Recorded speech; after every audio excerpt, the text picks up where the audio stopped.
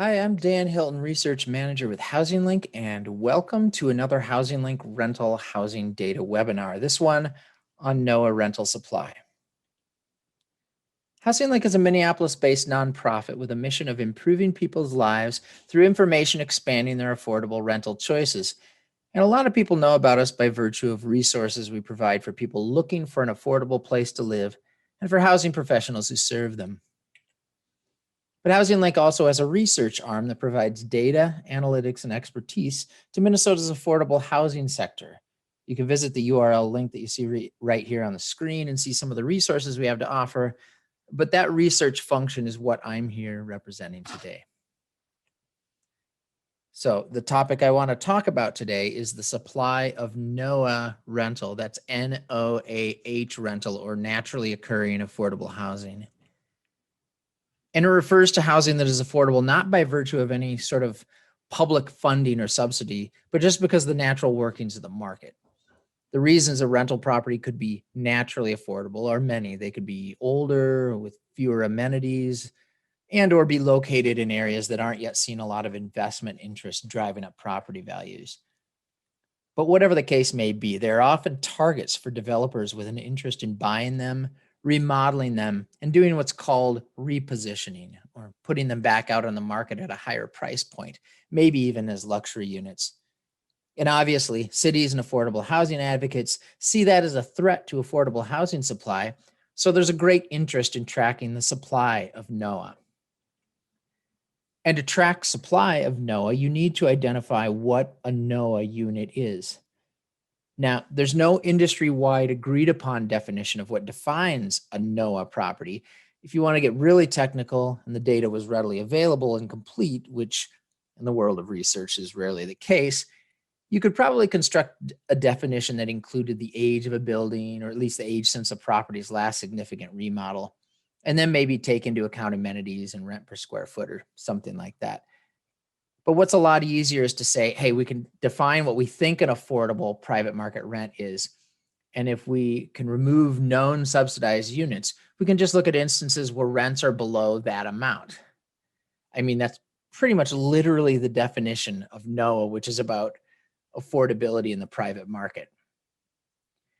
As to what actual affordable rent is, we're going with it affordable to 60% of area median income.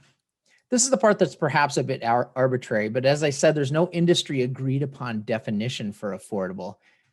And certainly a broad brush, what's affordable to a family making 60% of the area median is not going to be affordable to a family making 30% of the area median.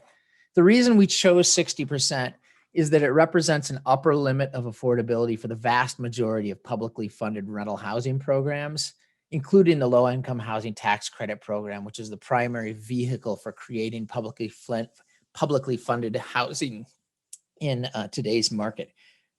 Basically, if rents at 60% AMI are considered affordable by the federal government, we're going to consider it affordable for purposes of this tracking. So how do we identify units at 60% AMI? Well, I actually did an entire webinar on how we go about using our data to determine rents at varying levels of AMI. Here's the path to where you can access it. Basically, just navigate to our Minneapolis Rental Housing Brief Report, and the link is there. I'll also put a link in the description of the video, but suffice it to say, we have ways of determining rents at 60% AMI. And what I really want to talk about for the remainder of this webinar is what the data means and how to interpret it. So as the analysis is complete for each new month of the Minneapolis and St. Paul rental housing briefs, one of the things I'm doing is stepping back to see if there's anything notable or eye-raising in what we see, trends or occurrences that seem in want of a little more digging in.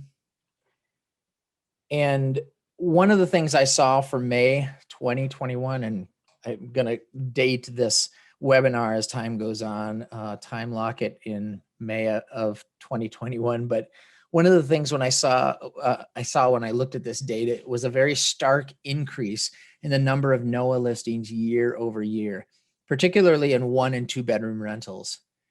And what we're looking at in this metric is the volume, the raw number of vacancies that we observed that were posted to the private market that met that 60% AMI or below standard for affordability. So affordable to families making 60% of area median income. And you can see that the number of one-bedroom vacancies affordable to 60% AMI went up a whopping 121% in May 2021 versus the same month a year ago. Now, for two bedrooms, that increase was 80%. Now, when you see this, the first thing you might think, the first thing I wanted to check out was, whoa, are rents going down? You know, if rents start going down, a larger number of them obviously are going to fall under the 60% AMI threshold and qualify as N.O.A.H, right? Well, luckily, there's a couple other places in the report we can check to try to verify this. We actually track median rents for 1 to 3 bedroom units in this report. But even more to the point, on page 4 of both the Minneapolis and St. Paul reports, we track the percent of all vacancies that are affordable for 5 levels of area median income, including 60%. So rather than looking at a raw number of affordable units, we're looking at the percent of all the vacancies. And we're talking about 60% as our standard for N.O.A.H, right?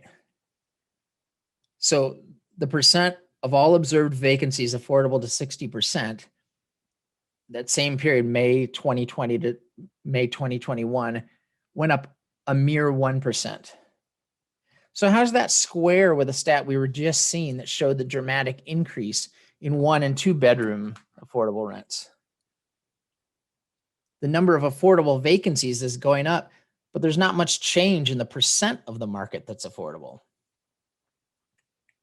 The answer is supply, of course. The universe of rents on which we base our calculations is vacancies that we've observed in the private rental market, whether we're looking at the number or volume of affordable rents or the percent of the market that's affordable. And that universe of vacancies has nearly doubled in a year's time, or at least from May 2020 as compared to May 2021. 896 vacancies all the way up to 1,654, including both affordable and unaffordable within that universe. And I think this is all important as a way to show that one stat almost never tells the whole story of what's going on in the market. You could say that it's misleading to give a raw number of affordable vacancies or N.O.A.H vacancies. I'm using the terms pretty much interchangeably at this point, since the number of market rate and luxury vacancies are also going up. So roughly the same percentage of the market is still affordable. And there wasn't really a significant change in median rents. As you see, 1 bedrooms were down 3%, 2 bedrooms were up 3% for a median. But imagine that you're a single parent with a child looking for an affordable 2-bedroom apartment. Suddenly, median rent doesn't matter to you at all. You don't care that there's a bunch of luxury or higher end apartments out there that maybe you can't afford. But the fact that there are 152 more affordable 2-bedroom apartments available to rent than the same time last year, that does matter a great deal to you. And of course, if the market is flush with new listings, that is definitely one of the factors that could contribute to downward pressure on rents, down the line, but that is probably a topic for a different webinar. Anyway, this is all not to say that looking at the percent of the market that is affordable or median rents is not important. Both are very useful affordability indicators, but they're both definitely the product of a number of other influences in the market. One of the most significant of which is any sustained period of supply. So to summarize, the supply of affordable units is important. Median rent is important. And the percent of the market that is affordable is important. And the whole thrust of this presentation is that the more aspects of a given housing system you have to consider, the more the full story you're going to be, you have to consider, the more the full story you're going to be able to understand and tell. Because one stat or one piece of information alone is usually not enough. Luckily, there is the Minneapolis and St. Paul rental housing briefs that bring a lot of this information together into one place. And you can also check out our Twin Cities rental housing trends report, which expands a number of these metrics to the entire Twin Cities metro. And it's put together in an easy to use visualization. All of this can be found in the research section of our website, which you see right here on this slide in blue at the bottom. Okay, if you're still here with me at the end, thanks so much for your interest in HousingLink. I've already told you that you can visit the data and research page on our website to see what else we're up to. If you have more questions about our rent data, including anything about best practices or working with us on a custom report or analysis, let us know.